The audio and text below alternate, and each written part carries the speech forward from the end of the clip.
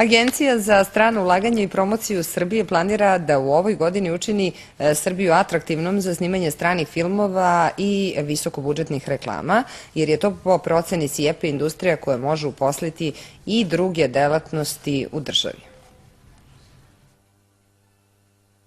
Ova uredba će se vezati za novi zakon o kinematografiji koji bi trebalo da bude usvojen početkom marta.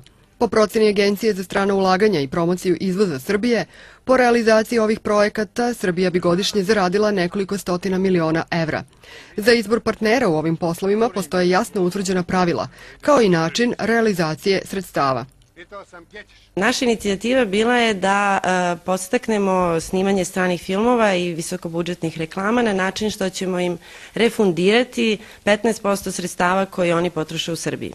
Moraju da donesu revizorski izveštaj i da bismo mi bili sigurni da su oni platili sve poreze, da su izmirili sve svoje obaveze i prema državi Srbije i prema svojim dobavljačima.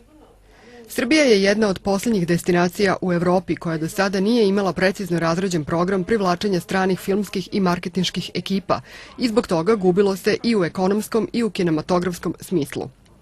Sve zemlje u regionu su uvele ovakve podsticaje i mi smo hteli da se ugledamo na njih. Na primjer, u Mađarskoj je 20, oni planiraju da uvedu 25, u Češka je sada uvela 20%, Bugari razmišljaju o 30%. Dakle, nalazimo se u velikoj konkurenciji, a to je jako veliki novac za Srbiju i, na primjer, ako dođe film $50 miliona da se ostavi u Srbiji, dalje to i u restoranima i u klubovima i hotelima, na različite načine se troši taj novac, a samo, na primjer, zamislite da se na jedan dan, recimo, iznajmi Tašmajdan i da možemo da stavimo da je na Tašmajdanu na određenom mestu stajao neki filmski glumac tipa Brad Pitt, George Clooney ili kogod.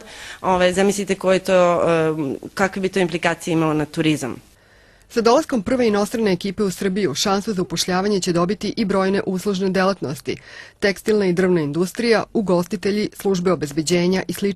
Jer će jedan od uslova biti da, na primjer, kostimi i kulise moraju biti iz srpskog proizvodnog programa.